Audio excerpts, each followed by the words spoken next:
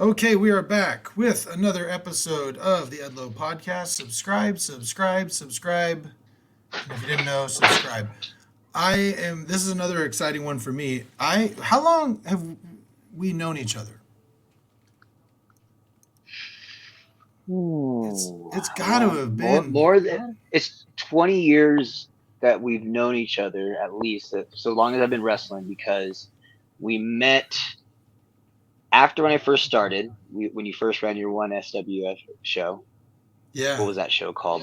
That yeah. first one that you did. Hot August fights at the Placer County Yes. Fairgrounds. Yeah, Myself and Hardcore Dayton were the champions. yeah, yeah. Oh That no, it was wasn't my no. cool. No, it wasn't. No, it was me and Coyote Jones as the champions against Hardcore Dayton and Adam. But I think we just brawled or something. I don't think we had a match Yeah, that day. didn't have a match. We were gonna Yeah, set it up but for that a was show a that never but happened. that was about that was that was about 18 years ago. I think 18, 17 years ago. That was 2003, so it would have been 20. Yeah, we've known each other 20 years. That's so Yeah, there crazy. you go. Well, welcome to the Edlo Awesome, Podcast, right? Taylor El Chupacabra Correa, which is I can't believe it's been that long, man. That was a Oh, long it time is ago. rough. So, You're freezing up on me now. What happened there? You am blacked I? out. Oh, am I back? You got me back? You're back. You're back now. I see you All now. right, all right, cool.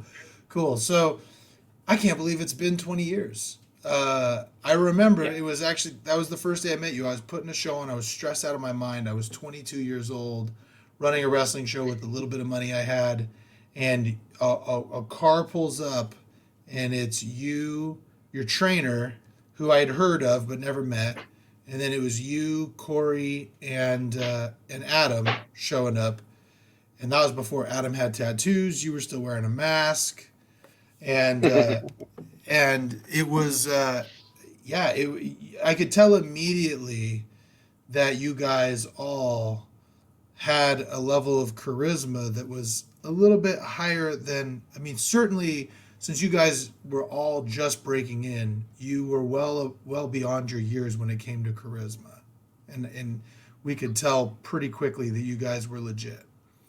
And so let's talk about that. I'm really glad to have you on because it's 20 years. I've never had a sit down where we've actually been able to talk about. I've heard there's a lot of similarities between kind of the way we started because you started as a backyard wrestler, right? Yes, indeed, I did. I started in the Bay Area about 2000, 2001. I think I Yeah. started in backyard. Yeah, Okay. yeah. So that's a good. That's so yeah. Where do you want me to begin? I can begin from there if you like. Yeah. Let's talk. We'll go backwards too. Did you grow up in the Bay Area? Yeah. So I'm originally from Sunnyvale, California. South Bay over by Santa Clara, Cupertino, San Jose. Went from K all the way through 12 there, and then after that, it was just what was this 20 years ago? Too expensive to live in the Bay. I mean, too Mm, expensive to live in California. Period. So at the time, my girlfriend at the time, was like, "Hey, do you want to move up here to Reno with my family and me?" And I was like, "You know what? I can't afford to stay down here. Let's go. Let's do it." So came, moved up here, got a job, and been loving it ever since. But yeah, man, originally from the Bay. man. So you're in the Bay. How did you get? You got hooked up to the same backyard place as a couple other wrestlers, right? Dave Dutra, I know, was in your little group too, right? Yeah. So first I started in my own backyard. I started with some group of guys I met through a friend where they had their own ring in San Jose. It was a crap ring. It was like plywood, carpet padding, I think boat rope and stuff like that. Right. Couldn't really run the ropes. I think I got pictures and stuff somewhere of this. I got to find those, but it was something to fall on. So I learned how to fall and do that. Not running the ropes, but went from there, and then they couldn't do it at their house, so I brought it to my house. We had it Mm, there for a few years. Funny story. Before I went to go to the backyard where I met Dave Dutra and Ryan Caller Pong from Hoodslam. Butch, Robert Hugh came by and was looking at my ring that I had at the time because I thought I was all fancy. Like, check out my ring. This is awesome. And he's looking at it. He's like, man, this is a piece of shit. And after looking back on it, I'm glad he never used it for shows or anything like that. So I did that for about a year and a half with my brother in the backyard, and then back online, I found a website for Western Federation Wrestling, looking for open tryouts for wrestling. I'm like, oh, okay, cool. Where's this place at? And it's in Hayward, California. I'm like, awesome, let's go. So I go for the tryout, and that's where I met, like I said, Dave Dutra and then Ryan, which Anthony Trevino I met a little while after going from there because he's from another backyard fed that we teamed up with. Who else? There's Jesus Cruz was there for a little while helping out. Nick Aragon is actually the one that ran WFW. It was actually, and it was in the APW Garage. So I was in so I was in a backyard fed in the world famous APW Garage. So so that was really, at the time I didn't know what it really meant, and then looking back on it, I'm like, wow, that's actually a pretty big deal right there. Yeah, it's funny, because you mentioned Jesus Cruz. So I, just like you, man, I was training with Ollie. I was training with Oliver John over at Pro Am Wrestling in 1990. It was got to have been 7 or 98, and then he closed down. Well, after I'd been there 2 or 3 months, it closed down, and that's where I met Derevko, and I met Justin Caton, who runs Next Level Pro, and I mean Schizo, who used to run PCW, and I mean it was like a who's who of Sacramento wrestling back then. They're all starting out at the same time, and so it closed down. I didn't really know what to do, so I just put a mattress in my backyard, and I just was like kind of like practicing bumping with a friend, and then people started coming and watching, and it turned into like backyard wrestling shows, and I ended up finding a website that hooked up to this promotion in Stockton, and Jesus Cruz was one of the guys that was running with them in Stockton, and that's how I first met him. And they had a ring, and at that time Rich Roby, who originally ran SPW, had been working with me trying to get the Colonial Theater running. So I paid for the U-Haul to get the ring from Stockton up here, and we did a show with all the guys with Jesus and those guys in my backyard, and then the first SPW show was the next day, and so that was in April of 2000 or whatever it was. And Big Ugly was on that show, and Jim Cooley was there, and a bunch Jim Cooley, the name from the past, yeah. Oh man. And then that first show is when I met guys like Rob Wilds and Hustler, Hardcore Hustler, and Big Money, and all those old timers, Warpath, all those old timer guys. And so so very similar in that, like, kind of parlayed that. But you moved to Reno, and then that's when you actually get some real training, right? No. So what happened was, after I did the backyard there for a while at the APW Garage with WFW, I met Kryptonite. Do you remember Kryptonite back in the day, right? Yeah. Mm-hmm. Yeah. So he was going to APW all the time, and I actually broke my hand before an APW tryout that I was supposed to do. I have I think it's a couple pins right here, but I had to get surgery done onto it. And when I went to go in, I had a cast on, and I remember talking to that front. I was like, I can still work, I can still go, and they're like, no, you just can't even do the tryout. And I got pissed off and upset, and then after I got it taken off, I met with Kryptonite, and he's like, hey, you should just go to Sacramento with me at SPW. You can get trained right up there. I'm like, that'd be awesome. Let's go. So I first went to SPW before going to Reno. So I went to Sacramento 4 days a week with my wife and with Ryan as well. So we went up there to the Colonial Theater. I went up there my first time after about 6-7 months in the backyard. Went to go there, and it was like, all right, we're gonna go train. Met up with Kryptonite. Talked to Big Ugly at the time, and he will never ever let this down. It's been 20 years, and he still does it to this day. I walk into the Colonial Theater, walk down that ramp, and I go up to him and shake his hand. I go, how you doing, sir? My name is Excel.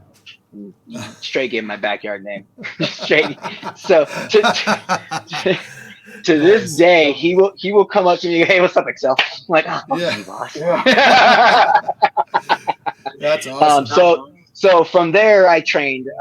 I started training for about 2 to 3 months, and I was transitioning to move from the Bay Area to Reno at the time. Hmm. So for Who about was 2 to 3 months.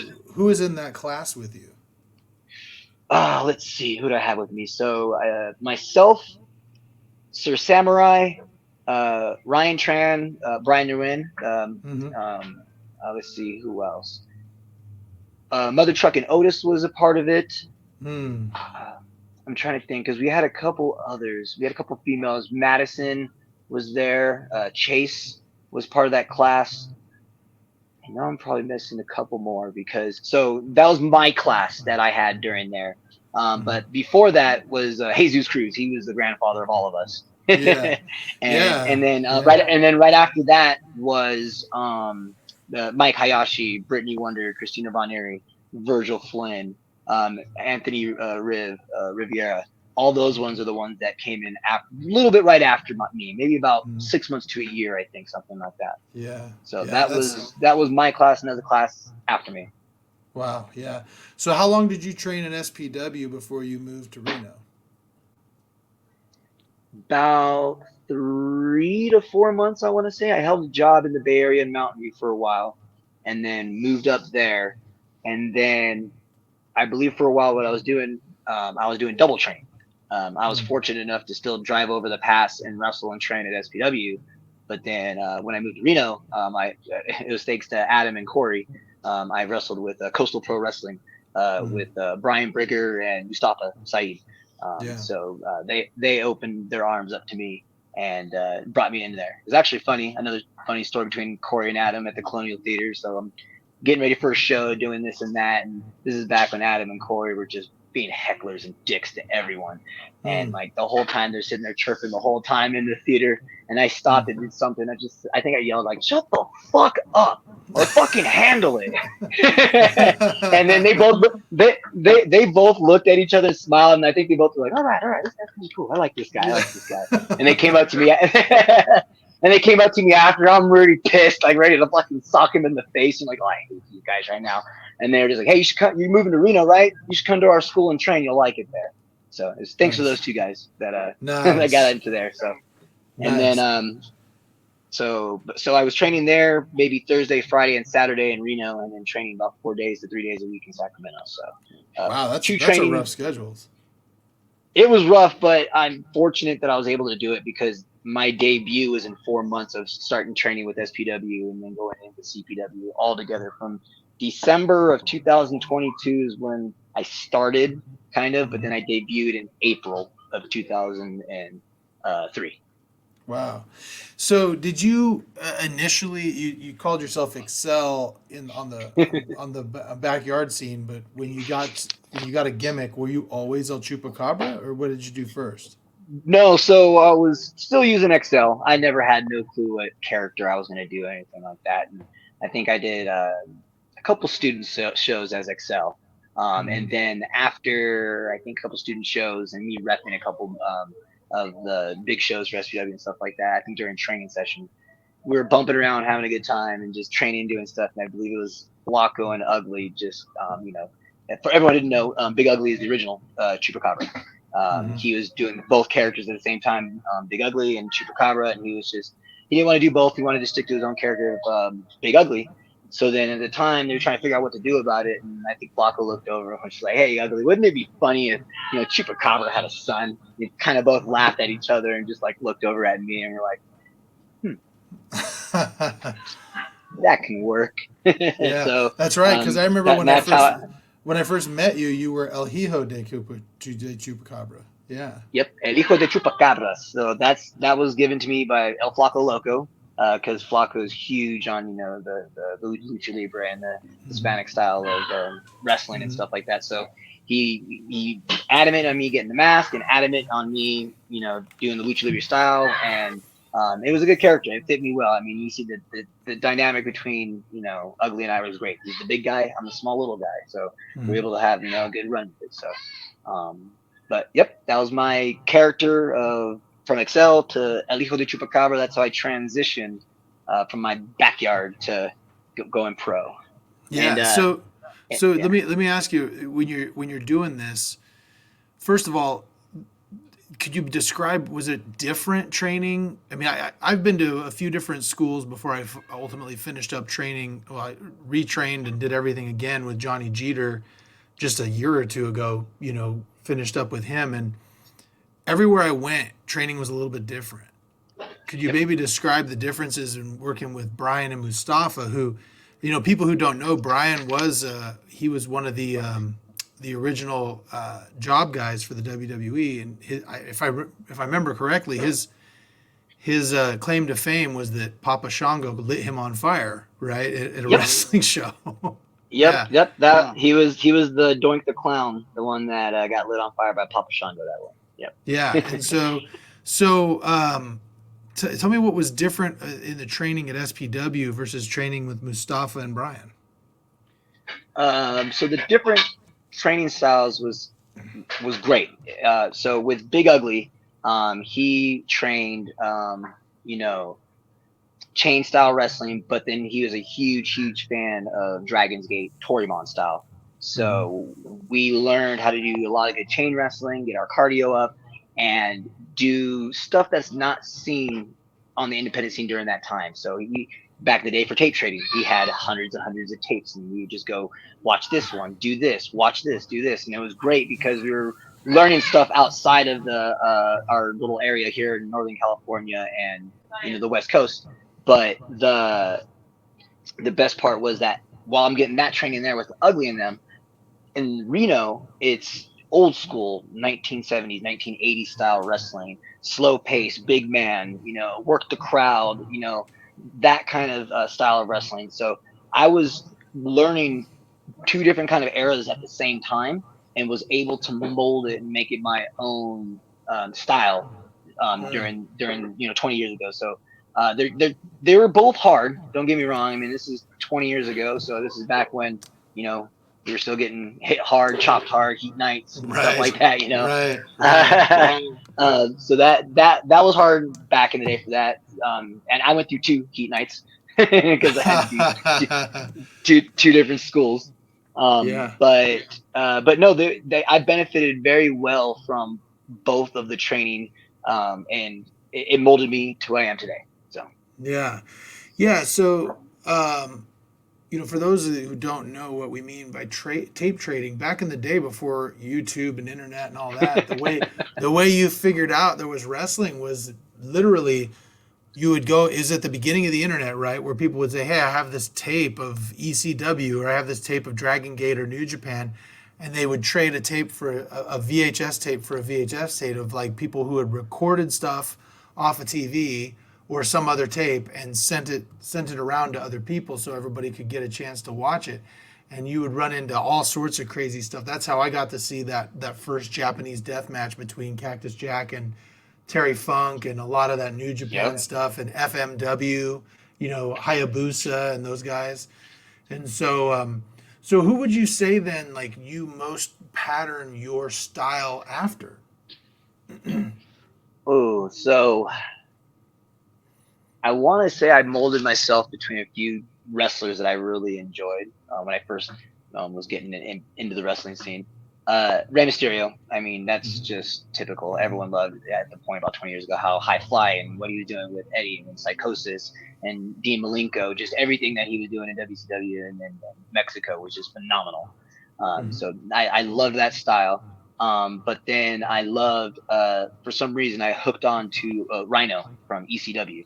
I Mm. loved his attitude, his the way that he just carried himself. Or something about him was different, and like it carried over from ECW into WWE, and I just loved that factor there.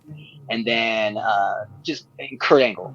I'm a huge Kurt Angle fan because that guy was just he got it. He was one of the fastest people to get it. He got it that good, and he understood the charisma, he understood the comedy. Phenomenal collegiate wrestler, of course. He's a gold medalist, but then he was a phenomenal pro wrestler. Just the way that he transitioned from moves, the way that he was able to his moonsault was like I always try to idolize and do the moonsault after him. Never looks anything like his, but I loved that moonsault. And then Right. I think the last one was Chris Jericho. Chris Jericho is the one I really tried to idolize the most, because I like to make the opponent look good. My thought is, if I can make that guy look good, I look good. And Yeah. Jericho can go in there with anyone and make that person look good. And he would still do his own style. And that person, he would mold and adapt to their style with his style. And I took that to heart, and I was like, that is great. He was a great entertainer. He's a great wrestler. It's just something about him. He has the full package in my eyes. Yeah. So these guys who you pattern yourself after, it's interesting that you bring up, like, Rey Mysterio made sense because at the beginning you were kind of a lucha guy. I mean, I've watched you over the last 20 years, and I've seen differences in your work. You're very much more American style now, but at the beginning you were high flying, just one of these you were a luchador, you know? Yes. And so did you have any, before you got into wrestling and started learning the craft, did you enjoy lucha libre, or was it just straight American wrestling?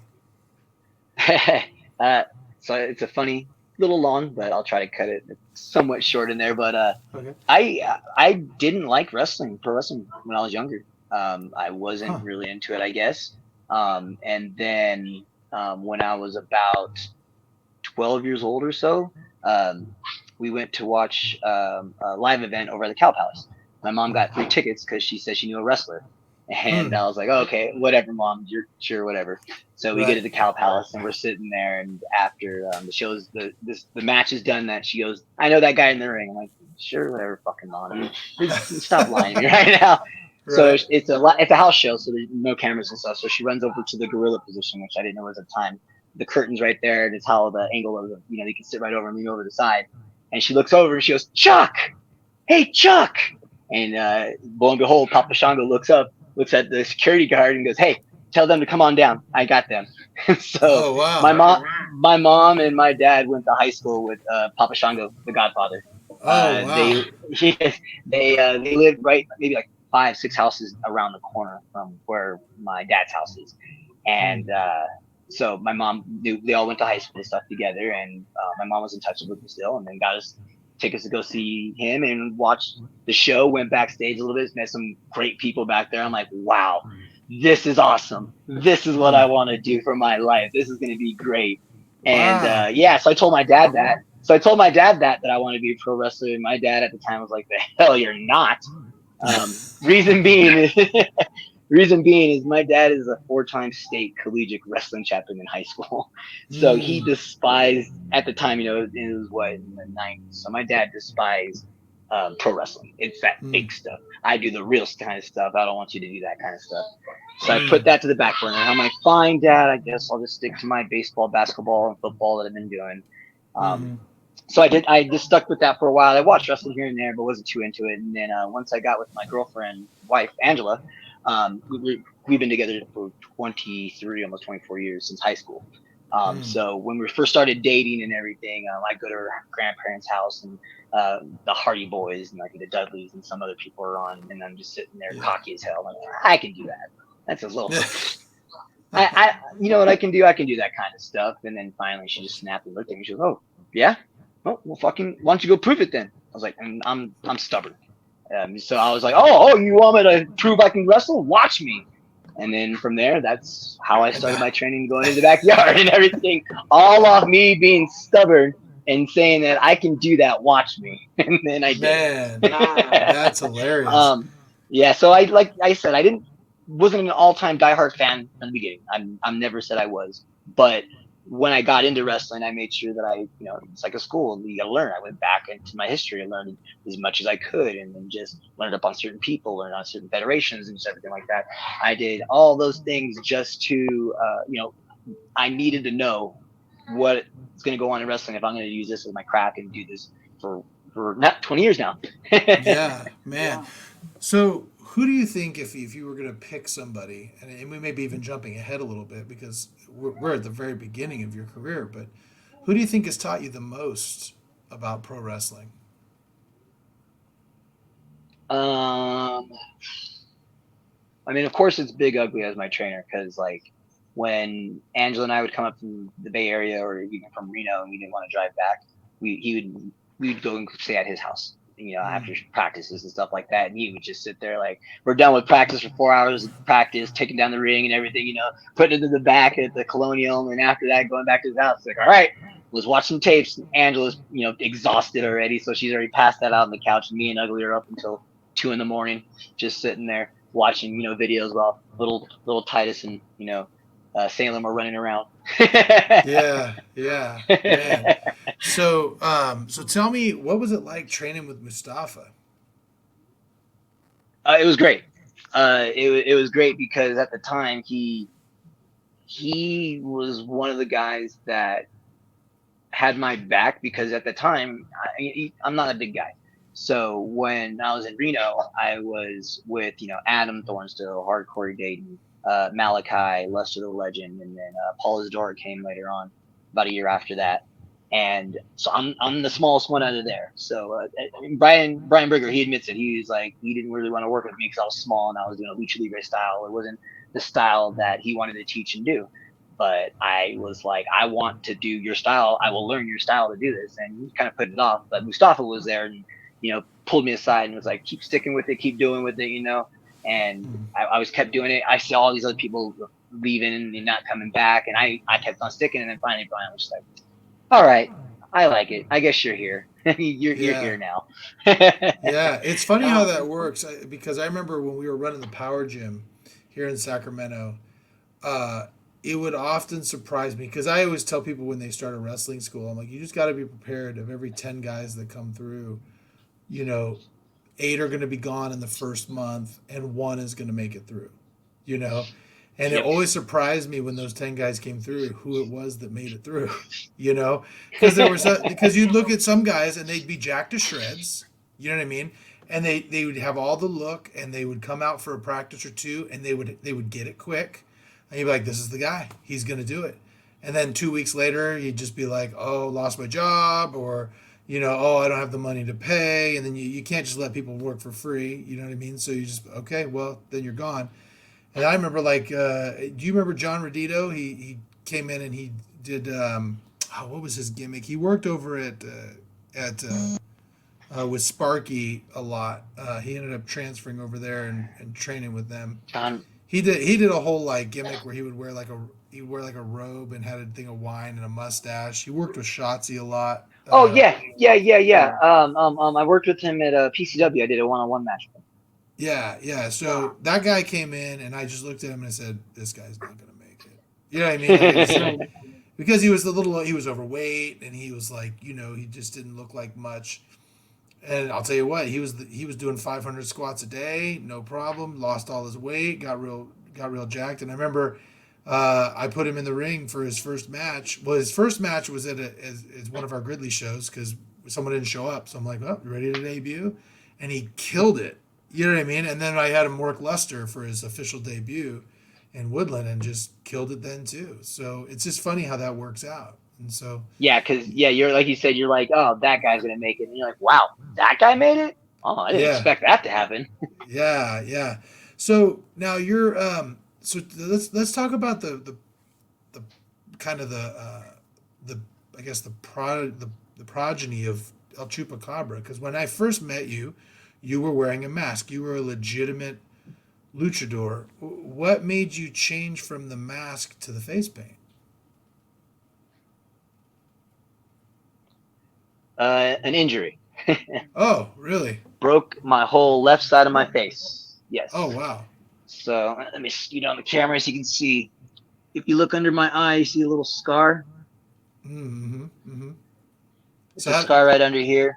how did that I happen? have so about 2 years into the business after wrestling with the mask on, I wrestled in Fresno in a show, impromptu battle royal, and took a big boot from Malachi, Mm. one of the guys from up here, and I at the time, so the mask is a regular luchador mask that my wife helped put together and stuff like that, but we put red mesh over the eyes because we wanted to match the mask that Big Ugly had, Mm-hmm. and so the red mesh was throwing my depth perception off most of the time because I couldn't see.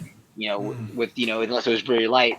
So what happened is we're in this battle royal, this and that. I get in the ring and he goes, big boot. And I'm like, sure, we've done it hundreds of times. I go and take a big boot and I must have ran too fast or something like that. And he caught right under and it crushed my whole orbital up this way. Ooh. So it was in November, right before Flacco's birthday and my wife's birthday. I remember that. So it happens in the match. I take it, a hit, and I just roll out. And I roll out in the ring, go out to the back. I'm like, oh, man. I take off my mask. I go, oh, woo, man, I'm exhausted. And everyone looks at me and goes, holy shit.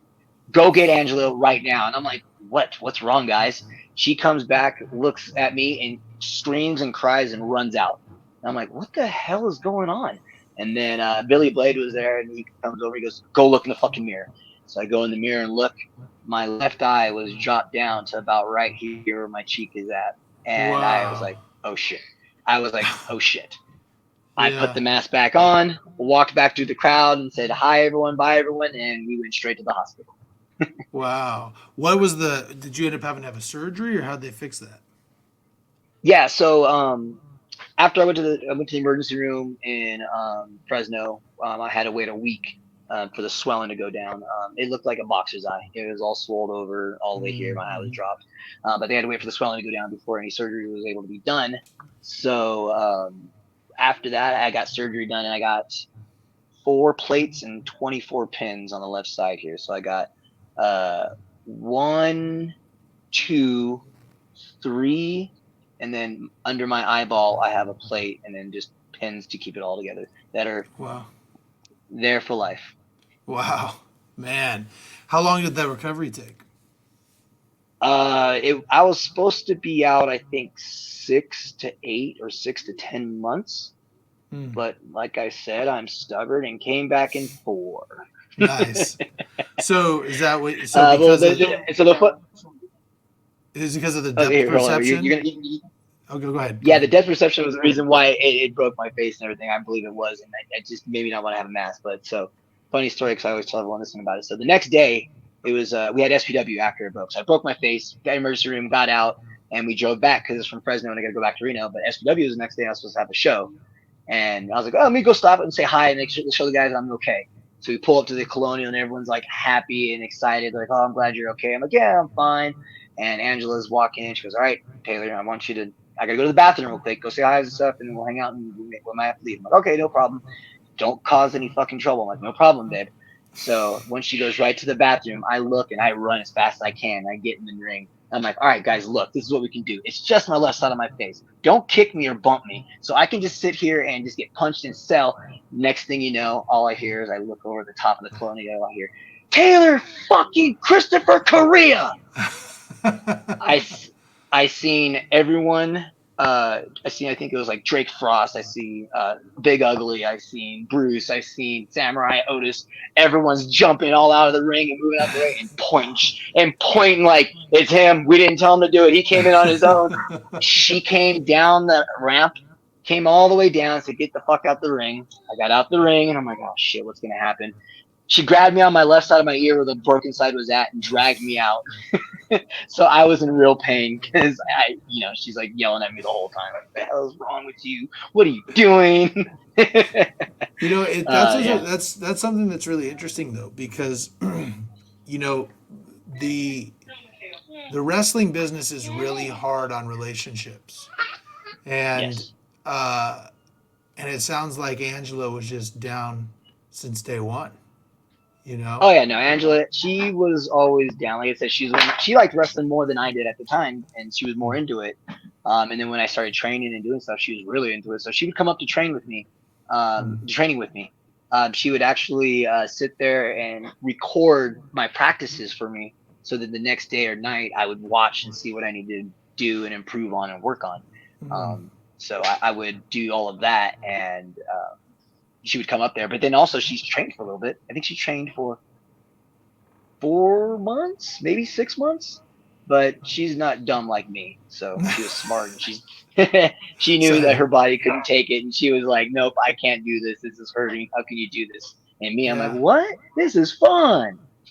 So 2 years in, you decide, okay, because of the mask and the depth perception, you switch to face paint, which So yeah, I gotta tell you, it looks great.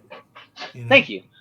So after that, I was really timid. I didn't want to put a mask back on. I didn't want to stop wrestling. I wanted to keep wrestling, and I liked the character. And at the time, Rick Luxury was the one that actually came up and mentioned to me. He's like, "Why don't you put some contacts, some teeth, and some face paint on, and you still be the Chupacabra?" And I was like, oh, "You know what? That's a great idea. I'm going to do that one." Yeah. So, so he mentioned it, and then once I came back, I believe we had a mask versus hair match. I think with the beautiful people, with Shane Dynasty, Doc Atrocity now, Handsome Jack Dalton, and the feature presentation Clint Douglas. Nice. uh, um, I believe, yeah, I think it was them or someone else, but we lost. Ugly and I lost our match, so we were taking our mask off. Ugly got demasked, and he was shown as a big ugly JD Bishop. Oh my gosh! So then when I got demasked, I had my contacts and teeth in. So they were. It was like I am the Chupacabra. He was never the Chupacabra. It was just to help me out, to help masquerade me around with this. So from that point on, I got rid of at least for the Chupacabra, and Ugly donned and gave me the character full right El Chupacabra. Nice, nice. So it sounds like he really helped your career that first few Oh, years. oh yeah, no, tremendously. I can't even thank him enough. I know within the first year, he took me to Vegas. I think 6 months in, and that's where I met Funny Bone. Nice. Me and me and Funny Bone were both little skinny guys, just looking at each other. We were both just starting. I think he's a year older than me in wrestling, so we both just started looking at each other and we're like, "What's up? What's up? Wrestling against each other? Yeah." And we just started. I mean, I'm talking to each other, getting stuff down. I remember we had the match and we started beating the crap out of each other and kicking the crap out of each other. And we're like, "Man, you hit hard. Yeah, you do too. You're cool. I like you." Yeah. Nice. But he took me down. He took me down to Vegas, and then he took me to Portland for Portland wrestling. And he used myself and Virgil Flynn. He took us everywhere as he says his business cards. So Mm, he's like, "Hey, you want me to wrestle? Let me bring two of my students. Come on, Virgil. Come on, Chubby. Let's go." So nice. we would go be match one, and then he goes, "Ta da!" Man, nice. Did you so at that time, that first few years, wrestling was really the independent wrestling here in Northern California was really, I mean, it was a ghost town. There was very few. There were a lot. Well, I wouldn't say there's a few. There were a lot of promotions, but there weren't a lot of fans. And everybody was kind of fighting. I mean, there was that whole APW versus SPW thing going on, where APW said everyone at SPW were backyarders, and vice versa, and they were all fighting, and so, Well, but you never. I mean, you're one of the few people from that era. You and Virgil Flynn really are the only ones who like kind of came out without anybody having anything bad to say about you, and just curious how you navigated that. Uh, one, Virgil and I are not that smart, so we don't like to lie and BS. So it's easier just to say how it is. So Right, it was just so there's no way you can't get caught up in nothing if you're lying about something because we don't like to lie or fib. So right. that was the easiest way. We're honest and true about it, and then we got lucky with the whole, like you said, that whole era of Northern California hating on each other, PCW, SPW, APW, BTW. When Virgil and I got out of training, we got asked to go wrestle at APW. We were actually the ones that broke that mold of going from one school to another school during Mm, that time. So we went over and I believe we wrestled Nathan Rules and AJ Kirsch with mm, Johnny LaRocca. We wrestled them I think it was in San Francisco, if I remember. But that was our first time wrestling outside of the promotion. And we wrestled outside of different promotions there, but that was out of the bigger ones at the time. mm, And what we did is that we just, we did what Ugly told us, and we do it. I do it to this day. Just I go in, say hello, shake everyone's hands, the boyfriends, girlfriends, camera crew, anyone there. I always thank everyone that's there for their help because they're doing something I'm not doing, and I appreciate it because I'm not doing it, and you're helping out with the show. Thank you very much. Right. So, but we did that every time, and just being nice and humble, and just we wanted just to go out everywhere. And Ugly was open to it. Ugly's like, yeah, he's like, I have no hatred. You can go to wherever you want. But that was just what it was. We just went everywhere we wanted, and but we always had that loyalty to Ugly. It just hands down, it was always Ugly. Right. Yeah. In fact, I got a story to tell about you that I thought was really, it was actually quite amazing. I remember when we did the Impact Wrestling tour, the first one, we did the San Francisco Sacramento loop, and we ended up at the Memorial Auditorium. And what I found so fascinating, they did a gut check that night, and it was really funny. For those of people who don't know, the gut check is basically an Impact Wrestling tryout, and you and Lester came along and just helped, really helped me, just kind of do ring stuff and work security and do all this stuff. Like you guys just kind of came along for the ride. And so they gave you guys a shot at the gut check for doing all that work.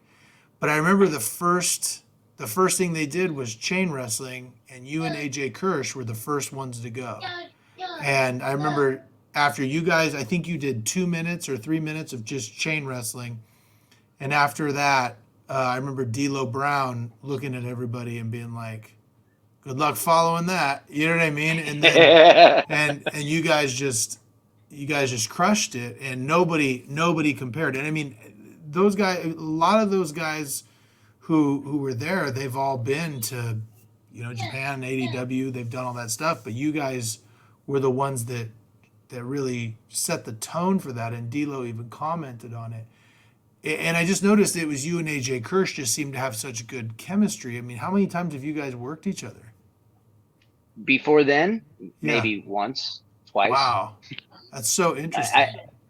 I like I said, I take pride in trying to make someone look good. So if I did it my first or second time making them look good, my job is done.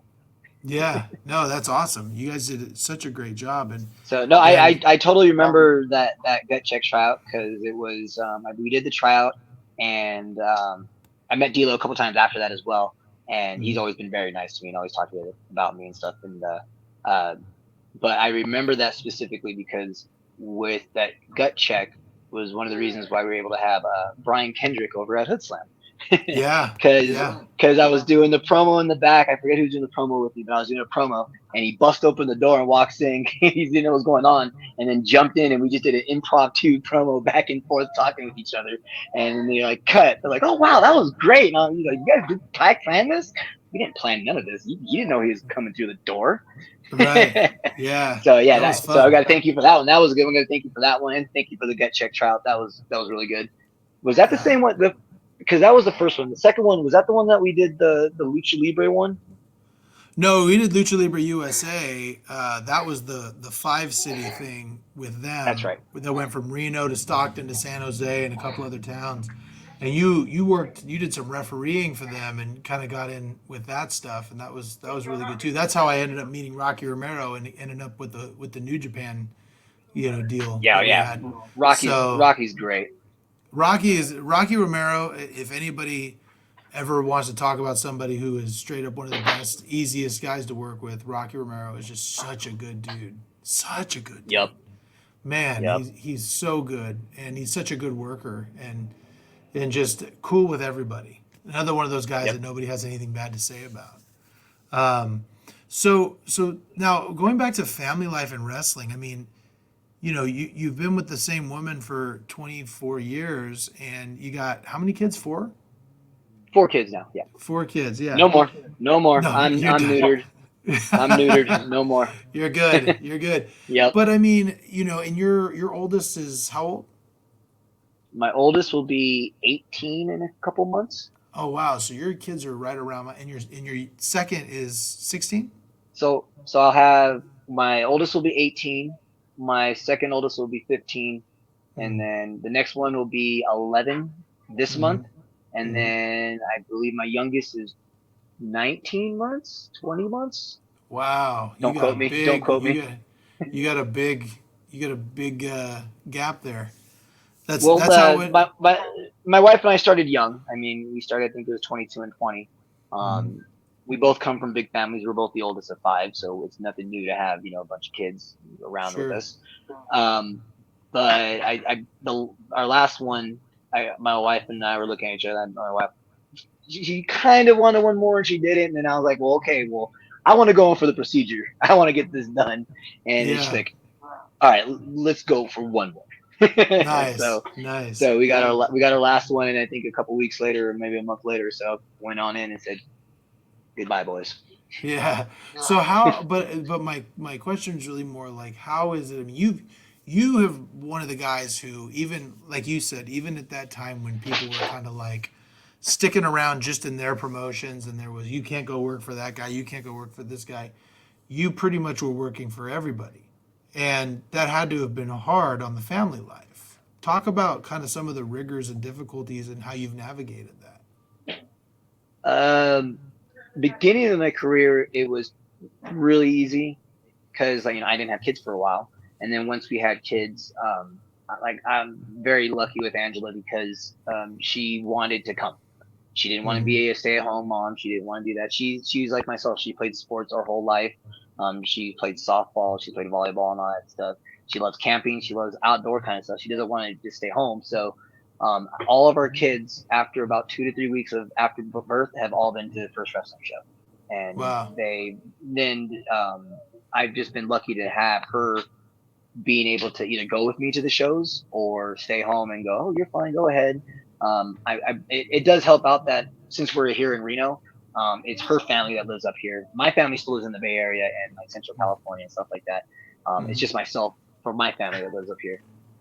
So I believe that helped out a lot because she's able to have her sisters and brothers and her mom and dad, so it was, a lot. That helped out a lot too. I'm Mm-hmm. not going to say that it didn't because that helped out tremendously there, but it was really rough maybe about 10 years ago when my kids start playing sports and doing stuff like that, and you had to start missing stuff and doing things, and Mm-hmm. so that was pretty hard because that 10 years ago, so my career was starting to pick up even more than it was in the beginning. Like I was wrestling maybe twice a weekend or once a weekend, and then after I was wrestling 2 to 3, sometimes 4 times in a Mm-hmm. weekend. So I Mm-hmm. was missing a lot, and it was heartbreaking. So I what I really did after a while was figure out how can I wrestle and still be at the same events for my kids. So what I do is I usually try to plan the shows around where their events are at, and I'll get done with Mm-hmm. the match and then just drive straight maybe 6, 7 hours and go to a softball game or get there for the baseball game, and so I've done a lot of sleep sacrificing, I guess you can say that, Yeah. because I mean, but I want to be there for my kids and I want to be there for my family. So I did more than what other wrestlers or other parents would do. I went above and beyond. Like I'm gonna be there for that game at 7 a.m. Don't worry, I'm leaving Oakland right now at 2 a.m. I will be there. Wow. I get there, and I I'm glad that I can see my kids smile and see me trying that hard to be there and stuff. And I got to thank my dad. My dad is the one that installed that to me because he was there, coached me for 10 years of my life from 8 to 18, baseball, basketball, football. So Wow. so Wow. I just wanted my dad installed that to me, and I'm just showing my kids that like, hey, I'm here for you. So if there's somebody who's a recently married or young father who wants to get into pro wrestling but is concerned about the effect on the family life, what kind of advice would you give that person? Be ready for a lot of sacrificing. You're gonna have a lot of mental breakdowns, I guess you can say, because you're gonna be in conflict of trying to be, am I doing the right thing by trying to pursue my career and go out and do things for wrestling, or am I doing the wrong thing because I'm doing that?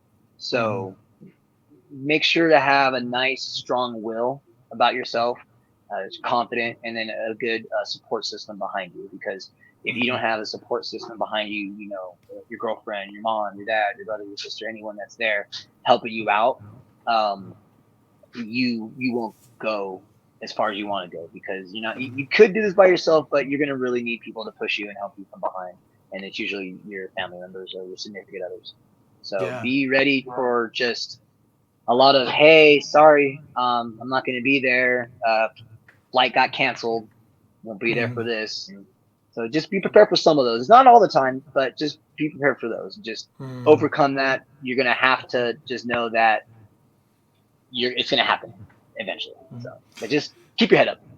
Yeah. So do you and your wife or you and your kids have any, like, are there any rules that you have? Like, hey, if you're out for this amount of time, don't go do this, or I really would appreciate it if you don't do that in the ring. Do you have anything like that? When they're at shows and stuff like that, you mean? Or no, or even just like, because I got to imagine there's a big level of trust that I got to imagine that you're on the road a lot, so there's got to be a level of trust that your wife has with you, being gone like that, and you have to have a level of trust because when you're gone, you don't know what she's doing. You know what I mean? It's Oh it's yeah. No, I mean, she's my wife for a reason. I yeah. I trust her 100% what she's gonna do, the right choice for the kids and everything like that because we're both the similar, same mindsets. Like I said, we have total opposite attitudes on things, but when it comes to like principles and rules and laws, like you said, we are pretty much in the same wavelength on that one. Yeah. Well, I So think that yeah, I so think what like I'm more looking for is like I heard one time Kevin Nash say something that if because he's been able to navigate a marriage you know throughout his career, and he's been married to the same woman for over 40 years, I think.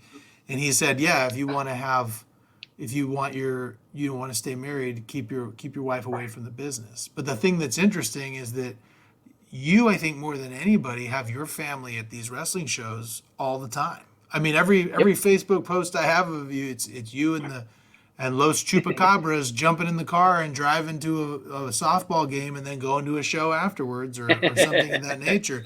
And so it's just so interesting. I just curious, like, does she have any rules for you? Hey, listen, I don't want you jumping off of this anymore. You're getting older. Nothing like that. Nope, my Wow. wife knows I'm dumb, so like she just tells me when I leave. So tomorrow I leave for what do I got? I got Oakland, Hoodslam, TWF on Saturday, and then Sunday I got Realm of Warriors. So I know tomorrow she'll leave. Every time she always does it. She gives me a big hug and kiss. She goes, I don't want you to leave. On bed. And then she's giving me a big hug and kiss. She goes, please be careful. And I go, I will. So I just do that every time. And then after, that's when I get yelled at. And then she'll just go, I'll get home and she'll like yell at me and like point her finger at me. And I'm like, what did I do? And then, of course, go, look on Instagram, look at this. AJ posted that up. And it's me doing a flip off something stupid. I'm like, what? I'm here. I'm okay. Man. So there's no real rules, but I know my limits of what I need to do now. I mean, I still do stupid stuff, but I'm not as dumb as I was when I was 20 years old. So, Well, but other that's than a that, like I just other than that, for like you said, the whole thing about the Kevin Nash thing about the marriage, blunt honesty. Just I don't hold back. I mean, I hold back. I don't cuss and do that stuff like there, but like if she says something of like just anything in general, first thing on top of my mind, I'm like, that's stupid. And then the second thing is like, man, you shouldn't have said that. But hey, that yeah. was the truth. And then I feel bad about it, and then I always apologize for whatever I say. But it's just she knows that it's I say what's on my mind, and I feel bad because all my kids say the same thing. That's on their mind. Well, here's a question I have for you. As I got to imagine, I remember hearing Jake Roberts one time say something along the lines of, "When I first started wrestling, I had 1,000 moves." And he goes, and then about 5 years in, I had 100 moves. Now I have three. And I got to imagine over the course of a 20-year career that you've changed as a performer. What do you Yes, think has been the biggest change as you've grown over and become more seasoned? What do you think your biggest change has been? my character. Oh yeah. The moves I've done the majority of my moves the same time over and over, but the the character has evolved. I first, like you saw, I wore a mask and I wore trunks and I had tassels around my arms. I wore kick pads and knee pads. I did that for a while. I think you did.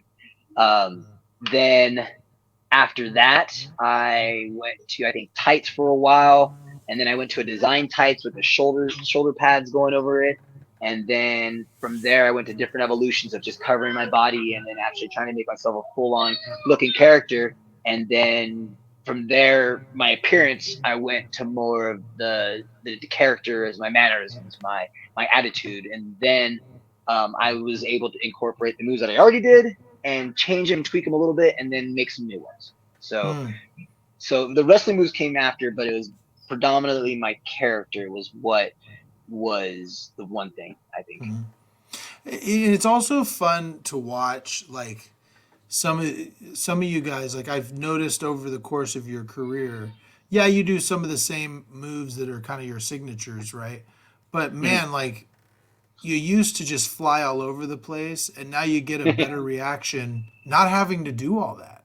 You know what I I get mean? a Like, better Big Ugly hates this, and you say it every time. I get a better reaction when I pee on people than some people talk in the right, microphone. right, right. I mean, that's what I'm saying is that you have those little moves that you do that they get over every single time, and they're not hard moves. They're not, you're not doing a 450 through a flaming table. You're doing something where you're simulating like you're an El Chupacabra peeing on somebody, or a little move here and there that or chasing the ref or something like that that gets you over, and it's just so interesting, the entertainment aspect of that. Yeah, so I just when I wanted to move away from more of the luchador style to more of a character kind of style, I was like, well, what's a chupacabra? And I'm like, I can make it whatever I want it to be. No one knows what a Mhm. chupacabra is. They can't tell me chupacabras don't do that. Really? Show me a chupacabra that does them. Yeah. Oh, don't don't have one. Right. Okay. So Right. what I did is I love dogs. I have pit bulls my whole life. So my pit bull now, Kratos, I would just watch him and just love like he has little manners and just he does like a little, with his nose. He Hmm. talks a lot, Hmm. peas. He's a dog and everything like that. And I was just like, oh, I'm gonna do all the things that he does to everyone in the ring and just act like a dog. So Hmm. basically, I just started doing dog kind of characteristics, stuff like that. And then, like you said, the moves that I do, I tried to make them as an animalistic style, not a generic regular like a suplex or Hmm. a back belly to back or something like that. I try to do something a little bit different, just so that it's not going to be the same generic moves that everyone's taught. I don't want to do that Hmm. unless I really have to. You know what I mean? Sure. Sure. But yeah, like you said though, all the crazy stuff that I've done before, I did jumping off of the cages. I think the craziest thing I did, and my wife still hates me to this day, is when Sir Samurai was in a tree of woe, and then there was light tubes in front of him, and then Lester the Legend gave me the Razor's Edge bomb into Samurai, his signature spot that he Yeah. does. And I think we had to go to Portland Wrestling the next day, drive up to Portland, and my back looked like a cheese grater just ripped it all apart from the barbed Oh wire and the man. glass. And there's so many butterfly band-aids I had to get for that. My wife hated me for that one. I bet, man. Yeah, I remember seeing you. I always enjoyed booking you in those kind of fun matches. You and Lester always had good chemistry. I remember we did the 4-way casket match where it was you and Jekyll's and Lester and Gangrel, and you and Lester particularly. Jekyll's and Gangrel also had their moments, but you guys really carried a lot of that match. The two of you working.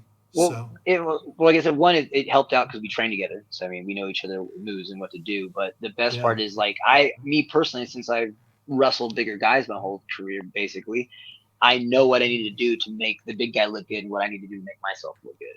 So, and Mm, then, and Lester's a great wrestler. He's a great '80s style. Old school. I love that old school mentality that he has with it. But mm, like you said, it's easy because he can hit me, and I'm like, oh, I know he's not hitting me. Like he hates me, mm. and so Right. we're going at it as hard as we can, and it makes it look believable and real. But no, it was great. It was fun. And I got it. That was one of my scariest matches I've ever been in, was that casket match. If you Really? remember What? do you even remember the whole show before that match? What I was telling you? No. I said, do not close this. I am very claustrophobic, and being in a casket is like one of my all-time fears of dying. And so I made sure that they put tape over the lock. And when they were pushing me out and I was in that casket, I made sure there was that much light. I did not close it at all. And then right when they said you're clear, I busted it open and jumped out. And I was like, never again. Man, that was such a funny match too for me, just because we got those caskets donated from a local funeral home for the show because it was a fundraiser for the school or whatever, and I remember after the show, I thought they were going to take them back, and then they were like, no, I guess California rules were that once someone lays in a casket, you can't take it back. So I was like, okay. So I ended up with two caskets, and then I ended up selling one to Virgil. So Virgil ended up using it, and so yeah, that was a lot of fun. The other one ended up getting rained on or whatever. I had it outside, and it got rained on and moldy, but he ended up buying the other one, and it was so funny because my daughter Piper, she's 14 now, and she had to have been, I don't know, maybe 7 or 8 when we were moving from the house, and I put the casket out front for Virgil to come pick up, and she was hanging out with her friends, and the girl comes up to her and goes, "Why do you guys have a casket?" She's like, "Oh, because my dad." I was like, "My dad does wrestling," and she's like, "That doesn't make any sense at all." And Piper just looked at her and said, "Sure it does." Just like it was no idea to her what we were talking about. It's just so funny. The innocence of the girl. She was like, yeah, I know it's pro wrestling. I saw my dad at the pro wrestling show with these caskets. Yeah, Duh." yeah. It's just a part of their lives, and it was just so funny because it's funny when you do wrestling and then you also do other things. I did I don't think you were there. I did an ACW show, and I was working. Who was I working? I was working one of Mike Rain's trainees. I can't remember his name, but good, super cool guy. And I'm sitting there, and I just did this whole wrestling match, and then I go to the back, and as I'm wrestling, I see I got a text message from the church choir telling me choir was the next morning at 10 a.m. And I'm like, I live a weird life. You know? I know. I So know. It's funny with my kids. They've gotten mentioned many times where they go to the teacher like, "Hey, we're going to Portland this weekend. Hey, next weekend we're going to Santa Cruz. Hey, we're going to LA." And we've gotten called in, I think, twice for our kids for parent teacher conferences, and they're just like, "All right, look, we need to talk about your kids. We hear them talking a lot about them traveling, doing this, and we just need to stop with this habitual lying." And then I'm just like, no, we're not lying. Like, here you go. Here's what I do. I'm a professional wrestler, and we traveled here, and we did here. And each teacher's like, I am so sorry. We have a lot of kids here that just lie about it all the time because they're saying it since 7 years old, 8 years old, 9 years old, and they're not lying. They're telling the truth, but the teachers hear it all the time. So they're like, yeah. quit lying. Oh man, that's funny. Do you think there's a time? Do you think there was a time in your career where you really feel you changed the most as a performer, or even as a person? uh, let's see. I would say once Hoodslam started, Mm, I changed. So about 13 years ago is when I looked at wrestling a little bit differently and changed myself character wise there, and then looked at the business as a whole differently. Because mm, ambitions at first were like everyone else, let's go to WWE, or we can go to the big time, do this and that. Um, but I think I lost a lot of that passion during that time when Jody Christopherson, when he got signed by WWE, and he got let go 2 years later or so like that. And he's his dad's Chris Christopherson. He was a good wrestler as well, and he still got let go. Why would I want to go for WWE for a maybe, and mm. relocate my whole family over there, get signed up, do this and that, and we don't need you. I Yeah. didn't I didn't want to do that to my family, and so like during that time when I saw Jody going through that, and that totally changed my outlook. Like, what should I do? What do I want to do? And like I said, this is when um whatchamacallit, Hood Slam came, she started going up, and this is when she started contacting me and asking me to participate with Hood Slam. that right there revitalized myself with wrestling. Cause I think it was like 7 years, 8 years in, and I was kind of stagnant, and I was like, I don't know if I want to really do this. Like, is this what I Mm-hmm. really want to do? And then once Hoodslam started going around, that changed my whole outlook. That changed my character. That changed a lot of things for me for wrestling. Nice. Who would you say is your favorite opponent? Favorite opponent, Dark Sheik is always at the top. Uh, Rick Luxury and I were married back in the day, if you know that term. And Mm-hmm. we went from, we used to do city to cities, Friday, Saturday, Sunday, 3 different cities. Mm-hmm. I'm the good guy, he's the bad guy. We just did that. So that was always great to wrestle against Rick.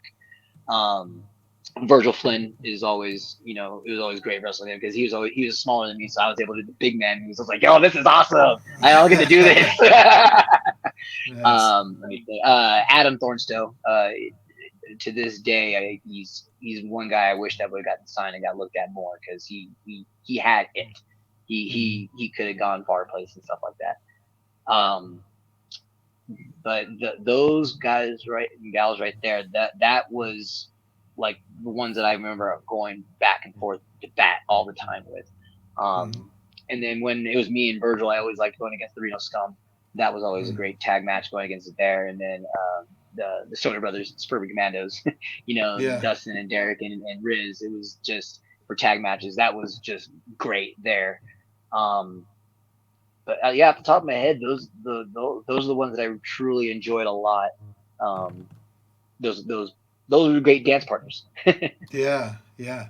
Who uh who would you say is somebody that you haven't worked, or if you could wrestle anybody, living or dead, who would you wish you could have wrestled? Living or dead? I don't know about dead. I can't think of anyone off the top of my head for who is dead. Living? I mean, the independent scene is just on fire right now, and New Mm-hmm. Japan and everything like that. I mean, the top guys right now, I believe, is Will Ospreay and Kenny Omega. Those would be great. Um, who else would be awesome? Speedball, Mike Bailey. That guy is Mm-hmm. just on another level. And then when it goes for luchadors, when I met these two guys in person, I met Commander and Hilda Kingo, and those guys are on just a whole different level as well. Like that would be a really really great match. I think I can have with them. Mm-hmm. Um, but I can't think of anyone that's just like, yep, that's the one. I mean, generically, I'd probably say Rey Mysterio. But Mm-hmm. if not that, for dead, of course, it's Eddie Guerrero. That guy, Mm-hmm. he just had it. Mm-hmm. So, uh, but yeah, I think those are the ones I can think of off the top of my head right now. Yep. Yeah. If I come up with any other one, I'll be throwing out names. So we, it's interesting. We have the era I'm thinking about when I was really active with SWF. That was right around the time that Hood Slam was starting. A little bit before that. 2009 to 2013 ish was kind of like when I was involved. And I know all the guys who were the top guys then, but now there's a whole group of younger guys that are coming up that really have a lot of talent. I mean, who are some guys that if you were to pick and say these are the guys that are going to kind of run, be where I am, 10 years from now, kind of as locker room leaders, who do you think they'd be? um, I mean, I don't know about locker room leaders. I mean, 'cause I don't see myself as one of those. I just see myself as one of the boys. Um, but for the new generation coming up, there's a lot of great talent from just Stoner U, from SPW, from PCW, West Coast Wrestling Federation, West Coast Pro. There's just so much talent right now that it makes me wish I was a little bit younger because of how Mm-hmm. much talent. And as you see right now, I'm pushing it right now and trying to do as much as I can. I'm going against the younger guys and trying to keep up with them and see if I can learn anything from them. But right now, who has the it factor that's going? Alpha Zoe is really good right now. He Mm-hmm. he found his niche. It looked like he finally went like that. Ah, this is easy. Now you know how all wrestlers always have that one little click in there, and it's like, oh, this is what we got to do. Mm-hmm. Um, from that, I mean, I can't. right now, I mean, not the younger generation, but two guys that have never really got their praise that deserve it the most in my eyes is Anton Voorhees and Mm, Kenny K. mm, Those guys can still go, and they've been wrestling yeah. as long as I have almost, and they can still go with the younger guys like it's nothing. Mm, But who do I really like a lot? Starboy Charlie, he's really mm, good. I remember when he was just a little kid over at Gold yeah. Rush Wrestling, so Yeah. that was really cool. Yeah, that's the thing though. The thing that I think is interesting, specifically about you, and what I'm looking for. I see it a little bit in a couple of guys now, but I always booked you on. I think you probably worked every single SWF show. I mean, you were on every single one because you were a guy who people remembered. You were a guy who you showed up and people remembered your show. I always put you on. I always put you on first, pretty much, because or right before intermission because you were a guy who just, they remembered you. I would always ask because my shows would draw casual fans. They wouldn't be your normal indie fans, and so I'd always make sure to ask them. I'd be like, okay, who do you remember? And the people they'd always remember would be guys like Dutra. They'd remember Chic. They'd remember the Suburban. They were the Suburban Commandos when they were working for me, and they'd remember you and I'm just wondering who those guys are now. The only guys that I know right now, you mentioned Alpha Zo, but Too Fresh, they're the types of guys where they come in and everybody remembers them, you know, and Yep. of course and everybody also remembered Johnny Plinko, Johnny Butabi now, and Mike Rain, because I always had Yes. them wrestling each other, and they were always doing the same match, and it was always hilarious, and so. I But love that match where I think the kid came in the ring. I think there's a yeah, picture where Mike's getting held back and like yeah, no, and the kid came yeah, after him. that was so organic too because Johnny brought that kid into the ring, and the kid asked him if he could hit Mike, and he's like, "Yeah." He just belted him with the toy. That was classic. Yeah, that was probably one of my favorite matches.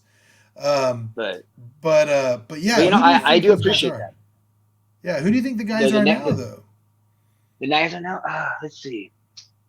I'm trying to think about flyers and like looking at them because it's still majority of the flyers that I see is my generation still on there. Yeah, But yeah. let's see who have I just recently wrestled. Guapo Lupe, he's got a good future ahead of him. Mm-hmm. He's got a couple more little training steps they need to get under his belt, but I think he can be a next big star there. Um, who's I'm trying to think of Jekyll's. I'm trying to think of any of Jekyll's students because he's got some great students. It's hard because each one of the schools that is going on with their students, they have what you would call it. They have their own niche of what they're doing, and they're all doing great with their own niche. And Mm-hmm. it's Mm-hmm. hard for me to it's hard for me to go, well, this guy's gonna stand out at this, but this school does this well, and then this does this well. Yeah, I'm gonna have to sit on that and think. yeah. It's a tough one. It's hard to tell. Matthias, It's a, one quick step. yeah, no, that's fine. So uh, yeah, it's always good. You see, this is the thing about it is about a dad is that he never has a moment to just yep. sit and talk. You know what I mean? Nope, never have a minute to sit and talk. Wife was making dinner. Buzzer was going off. She had to go pick up my daughter from work, and I'm like, oh, gotta go turn that off. There you go. There you go. So here's a question for you. Everyone's got a couple of those embarrassing moments in the ring. What would you say is the most embarrassing moment that you've had in the ring? My most embarrassing moment actually won me an award from El Oh, Flaco Loco. oh yeah. What's that? Yep, Let's hear it. I have it upstairs in hanging up against my bed. And so back in the day, like I told you, I used to wear trunks, and I was like, oh, Kratos, shh. Hi, babe. My daughter just came home, and my dog came in and being the guard dog he is. Hi, babe. Ugh. All right. Sorry. And the question again, what was that again? It was Most the embarrassing moment. yes, the most embarrassing moment. So when I was wearing trunks, I was like, oh, these are smalls. Wow, they're really tight. I don't need to wear underwear for these. I'm okay. So we're sitting there wrestling. I'm wrestling the whole time, and then I get body slammed. Like I have the picture somewhere, but I get body slammed, and I'm sitting there in the Colonial Theater, right in front of the crowd. I'm selling, legs are up and everything. I'm like, oh! Little I know that my trunks moved over, Oh and no. everything was exposed right there. And you see the picture of like a mom jumping to like try to hurry and cover like the kid's eyes real quick, because I didn't know, I'm sitting there selling like this, and then once I turn over to the side, I'm like, it's a little cold. Oh no, it's way too cold. So so SPW used to do awards at the year-end awards, and Flacco made this award and plaque, and it said, for the award for My Dingy Pops Out Award, El Chupacabra. Here you go. So Nice. yeah, that's probably one of the most embarrassing ones. Yeah. What do you think about? Is there an opinion on wrestling that you have that most people would be like an unpopular opinion? I mean, it's just people look at it, and I hate the people that just sit there and it's just typical stuff, the fake. Oh, I Mhm. hate that stuff's fake, and then it's now. Oh, okay, sorry, is gravity fake, dude? Right. When I'm falling 6 feet from the top to the ground, is that fake? No. Okay, well, I'm sorry, I didn't know that Iron Man is a real movie. I didn't know that you watching Lord of the Rings is real dragons and stuff in there. My Mhm. mistakes, that's real too, right? Oh, it's Right. not. So what's the difference? It's all forms of Sure. entertainment. Yeah. So you've been doing this 20 years. Is there anything that you regret from wrestling? Um, I wish I would have pushed it harder when I was younger.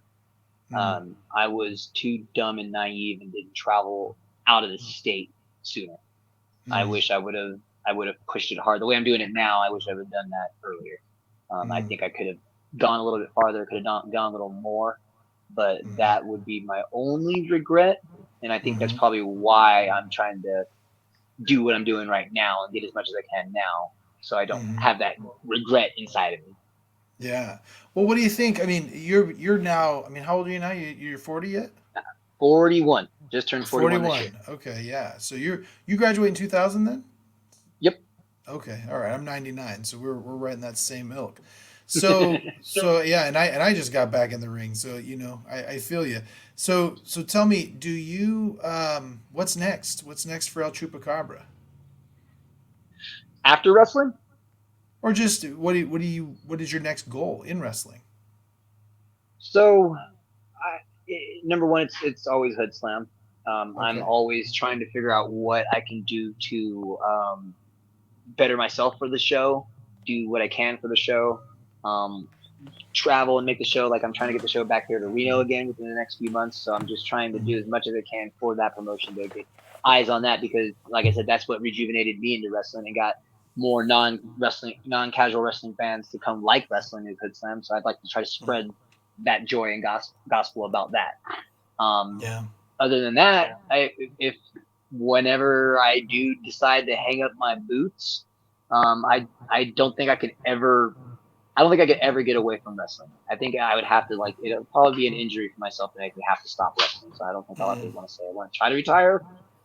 But if if I did, I would stop, and I would probably, me personally, I want to do video recording, video editing, doing stuff that I can still be a part of the show, be there all day, and do something for the company, Yeah. and still get my thrill and joy out of it as well. Nice. So I see myself hopefully doing something of that nature, and teaching. I would love to open a school and do some basic training and bringing in other special guest trainers and stuff like that. Because I like to teach. I like to train. I like the beginning 6 months of whatever it is: baseball, basketball, football, pro wrestling, track and field, video games, whatever you want to do. I'm willing to do the very, very basic beginning, because most people don't want to deal with that. They don't want to deal with a person for wrestling bumping, doing the same bump over and over and over. But I find the satisfaction of once they get that bump down and looking that joy in their face that they got it. I'm like, that's it right there. Yeah. So I think I would love to do that. But if it's never in wrestling, just doing stuff with my family. We always Yeah. go camping a lot. As you see, we're playing softball all the time. I was coaching my daughter's travel ball team for a while, but it wasn't working out with me wrestling and trying to split both of my times with wrestling and softball, and it wasn't fair for me trying to do that to them. Yeah. It's interesting, your kids are about the same age as mine. I'm 16, 14, 12, and 10. And so we're right in there. And it's just so interesting when you get to this point when they're starting to grow up and go off and do their own thing. It's kind of bittersweet because you're proud of them because they're going out there, they're making their mark, but you only got them for so long, you know? It's people used to always tell me little kid they used it always drove me nuts when I would like take them out when they were little to like IHOP or something like that, and then so they'd be acting crazy, and some old couple would come up and be like, you're gonna miss this, and I'm like, really, I'm gonna miss this, like I'm pretty sure you're crazy because I'm not gonna miss this, and the hustle and bustle. The hustle and bustle of the house. Even now, like right now, I have my boys. My girls are off with their mom, doing a girls' camp thing, and so it's good for them because they don't get a lot of time to just kind of be alone with her. So that was nice. But it's just me and the boys, and it's just so quiet. You know what I mean? Just not having them around, and I'm just sitting there, and I'm like, wow, like that's just so crazy. It makes me realize it's like I don't have that much time with them. You know? No, and then my wife and I realized after when our daughter that's gonna be 18, like we're gonna have an adult. We have an adult kid Yeah, now. So yeah, that opened our eyes about like, wow, cherish that moment more and more. And we've taken that to heart. And like I said, yeah. that's my style of what I've been doing and why I try to travel and be there for my kids. Right.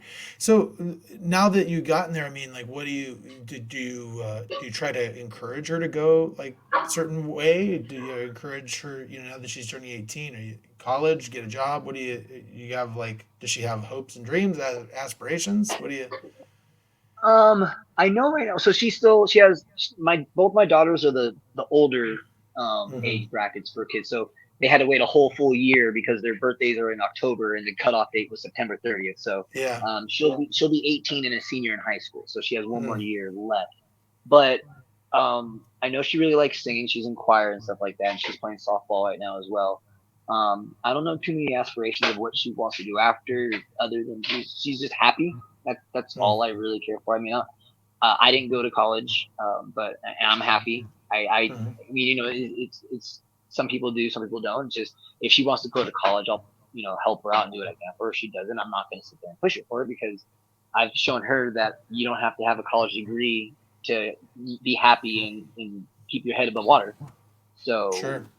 whatever she's gonna do to make herself happy, I'm gonna be there to help her out. That's I mean, it's hard to say this every time, but she's had a boyfriend for about 3 years now, mm. and he's been with the family and stuff like that. So it's nice to see the stability with that kind of thing, and she's working on a relationship and stuff like that. It's hard to say, but it's good to see.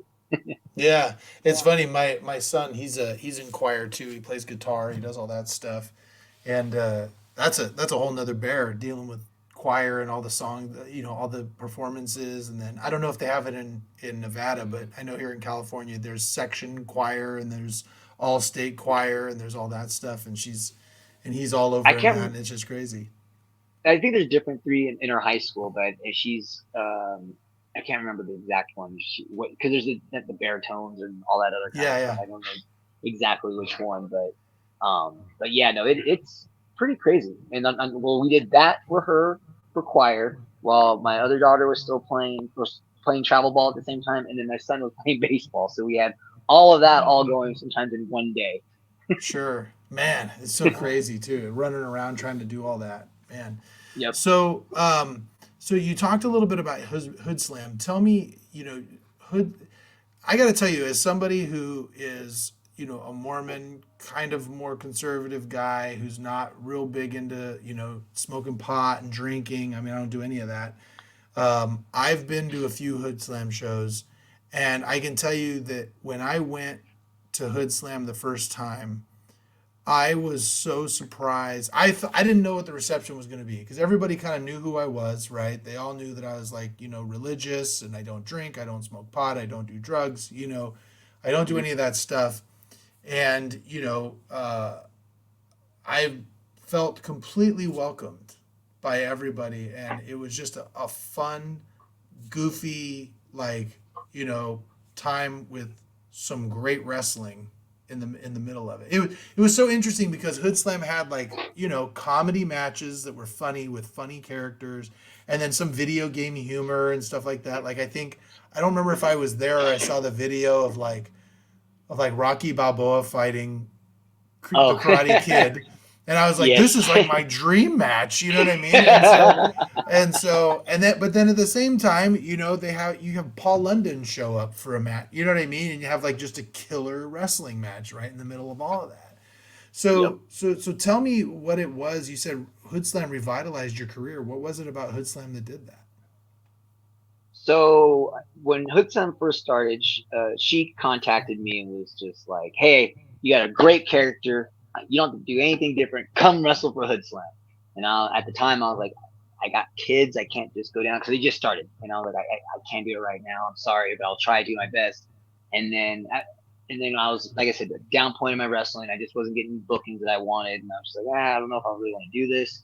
And then she contacted me again, and I was like, you know what? Let's do this. What do you got for me? And it was the 1 year anniversary that I started with Hoodslam, and it was myself, El Chupacabra versus Zombie Vinny Butabi.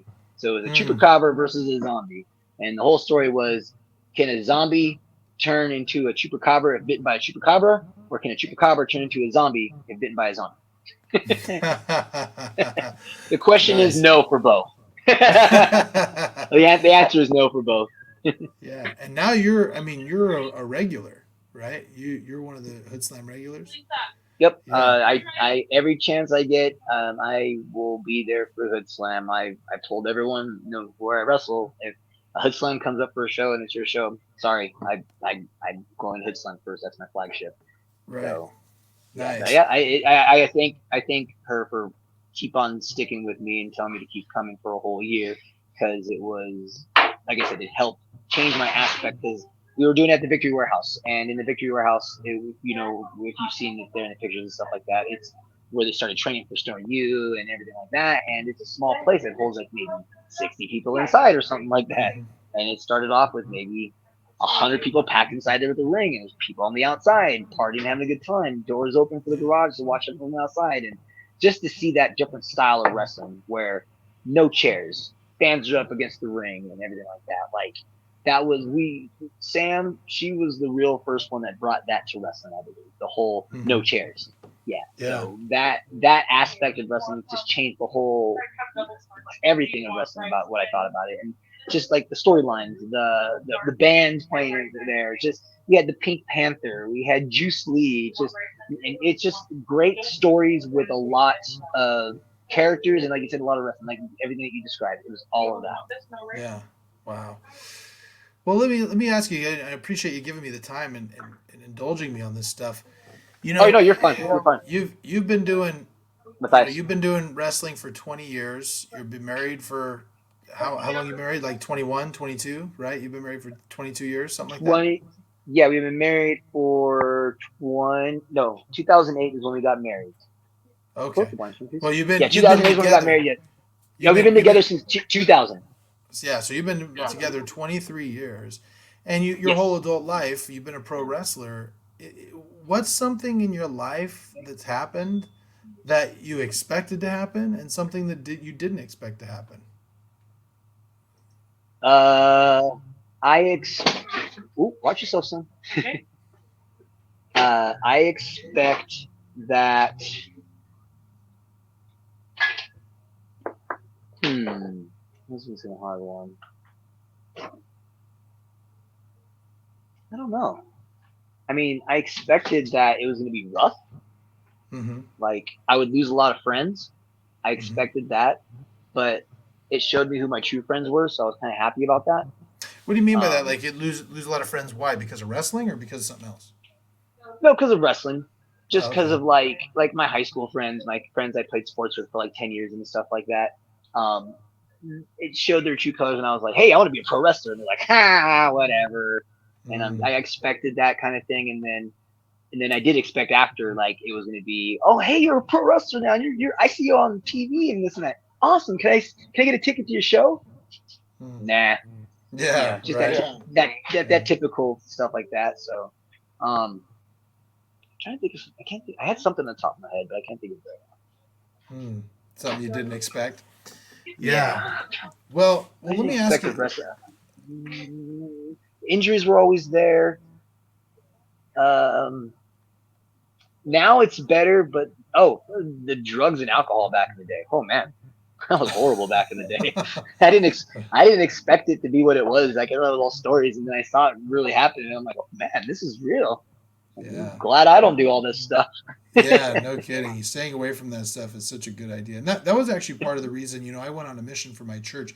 My story was I helped start SPW. I was there for 3 or 4 of the shows, pretty much right before Big Ugly kind of took over. Because Rich, I don't even know how long Rich was running it before Big Ugly took over, but Rich was running it for the shows I was there. And then I left, and when I came back, wrestling was kind of still at the end of the Attitude Era, stuff like that. And I saw, you start seeing people like Jake Roberts being, he was a meth head, and, there were all these different, stories of drugs and people being, all my heroes were starting to die, all these different things. And I go, and I knew I wanted to be a dad, and I knew I wanted to have kids. And I was like, I don't want to be traveling that much and not be around them. Um, and so I always had the idea, like Ollie had, um, which was, I would love to start something so it's like 150 miles but home every night kind of thing, where Mhm. you weren't traveling all that way. But anyway, that was, and so I'm just curious, like that time frame, seeing all that stuff, like what was it that kept you away from that? Like you said, my family and just like wanting to have a family and be there for them. It Mm. was basically the same thing that you were just saying. So seeing everyone do it, I was like, and seeing the side effects of like all the bad stuff of just steroids, drugs, alcohol. I mean, that was just horrible to see. But I did say that I would have taken steroids if I had a contract. Like not a maybe, but here's a contract. But I would have done it right. I'm not going to be doing it the horrible way. But Right. that was the one thing that I was thinking about. And then in my head, I'm like, no, I don't need to do that. If I can't do it on my own and I have to cheat to do it this way, then I shouldn't be doing it.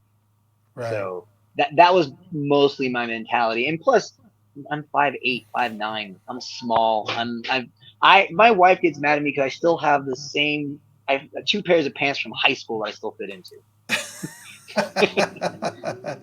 so So I so tell me now, let me ask you a couple questions I ask everybody. Would you say is your biggest success in life? my kids, Yeah. my family. Yeah. They're I'm able to see my parents see me having kids and see it in their eyes like, oh wow, someone was dumb enough to go with you. but but no, it was more the fact of like I was able to grow up in my family's eyes and I have a family and able to support them and still do it. And, that's a good accomplishment to know that my mom and dad were able to look at me and go, okay, we did good on this one here. Like he's Mhm. doing it right. So like my family is one thing that I value and trust the most. Nice. What would you say would be your biggest failure in life, and what did you learn from it?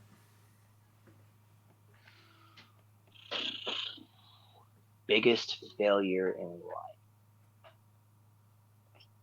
life, being being too humble for too long. Mm. So I for years, I mean, I'm you know me, I treat people the way I want to be treated. I want to be able to laugh and have a good time, and I want that other person in the same room with me that laugh and have a good time.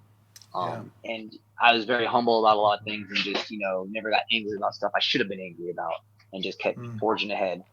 There should have been times I should have just put my foot down and got angry about it, and I should have done that now. Oh, bye. 1 sec. Have a good practice. Bye, bye, girls. Have a good Uh, practice. that's the first That's the first kiss on the Edlo podcast. That's cute. First kiss on the Edlo podcast. Oh, woo! Matthias was eating him, but I was taking him out. Okay. All right. Bye. Bye, Love you. Be safe. Okay, bye. But by me not sitting there and putting my foot down and being more of a dick, I let a lot of opportunities slip, or I just didn't do exactly what I should have done. I mean, like now I've been really blunt honest on a lot of things. So I'm at the end telling the career I say, and I'm just like, why do I need to hold back?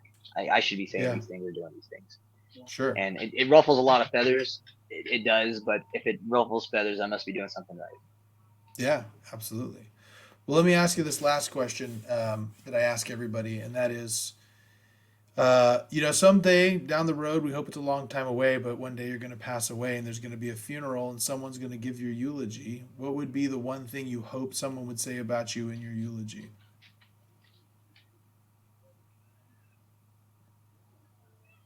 Whenever you are down, Chupy's laugh will turn that frown upside down. Because everyone knows, like, the twins always say about it. They're like, man, hey, is Chupy here? Far right corner, you just hear my laugh in the corner. They go, oh, there he is. For years, because they've all, the twins always say something of just like how when they hear my laugh, because they say it's a genuine laugh. It's coming from my gut. I don't do the Right. I don't do those kind of laughs. When I laugh, I can't fake laugh. I can't hold back. It's coming out. I can't fake laugh to save my life. It has to be real. Yeah, I hear you. That's so awesome. I just want people just to sit there and just know that I was a good family man. I was a good friend. Try to keep everyone happy and smiling. I want to be known as I don't even have to be known as a good wrestler. I just want to be known as a good person. See, that's awesome, man. So where people who listen to this, where can they find more about El Chupacabra?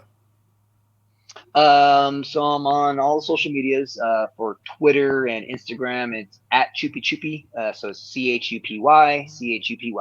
So nice, gotta say it twice. You, I got that from Madagascar too. Moto Moto. I love that. I love that movie. And I saw that and I was like, sold. Chupy Chupy. That's the handle. Nice. Other than that, you can find me always on anything at Hoodslam. You can type in Chupacabra Wrestling on YouTube and find some of my matches. I'm trying to post as much as I can on there. I believe on TikTok and everything else, I'm at Chupy Chupy FTF or FTF Chupy Chupy. One of those ways. You'll see my beautiful painted up face there as a picture. But other than that, hopefully catch me near a city close to you that's not California. That's what I'd like to say. Nice. So I'm trying to venture out as much as I can right now. I want to go to to Minnesota. I want to go to Florida. I want to go to the East Coast. I want to go to Texas. This year, I'm really trying my hardest just to get out and fly and spread my wings and get out there more before my body can't hold up anymore. No, that's awesome, man. Well, I hope that works. So if anybody's listening and they're out of state and they have their favorite indie promotion that wants to do a fly-in, I can attest. I ran a bunch of shows. Every single one of them was successful. Every single one of them made money. And I had Chupy on every single show, and he always put on a good match. It didn't matter who you put him in there with; he could get a good match out of anybody. And I mean that. Like it was great. And every single time you ask, especially the kids, he was one of the you were always one of the biggest merch sellers. That's and to me that's a sign of you draw. If you're at intermission and you look at the merch stand and your merch is the one flying off the shelves, and we used to do all the 8x10s and tell them, oh, you pay this and you get a signature and all that, and yours would go like hotcakes. Yep. You and Still Dave to this Dutra. day. Got the new ones out. Come and get them. Message me. Yeah, there you go. So I can attest to that, but man, it's been great. I'm glad you took the time. I'm glad I got to learn a little bit more about you and your career and everything. And your family's great. I've seen your kids grow up, and it's just great. From when your second oldest daughter was just popping and locking in the before the show and just all that stuff. It's just been fun to watch you guys grow up and see all the success you've had. So it's been awesome. Thank you, thank you. No, it's like I said, I'm very fortunate that I'm able to have the support system with my wife and my kids, and I'm and they're willing to come and see me wrestle and do things like that. That's the greatest part, that they're not ashamed. You know what I mean? Like, my Mhm. dad's a wrestler. You know, like they're actually excited. They tell their friends. They pull the YouTube videos and stuff like that. So I'm happy that my family appreciates what I do for them and what I do Yeah. for myself. So Yeah, that's awesome, man. Well, great. Well, if you guys have made it this far, subscribe. We have a lot of more cool stuff coming up. I love interviewing wrestlers. You know, I did a few. I'll tell you, I did a few. Like Hall of Famers. I did Abdullah the Butcher, Tito Santana. I've had them on the podcast and all that. And it got to a point where I was like, okay, so I could probably, do all these Hall of Famers and WWE shoot interviews and stuff like that. But I really wanted to make sure that I could get my friends, my indie friends out here and get you some exposure and get people to learn who you are. And you are one of the guys who were on the list. So I'm glad we're able to do this. no, I appreciate it. I mean, like I said, you know my schedule. You've seen it. For I'm actually pretty much booked every weekend all the way up until November right now. So, Man, like I said, still yeah, still in high demand, man. I just try to. They love the character, and I'm gonna give them the character as long as they want it. Yeah, right on, man. Well, great. Well, thanks everyone. We'll catch you next time.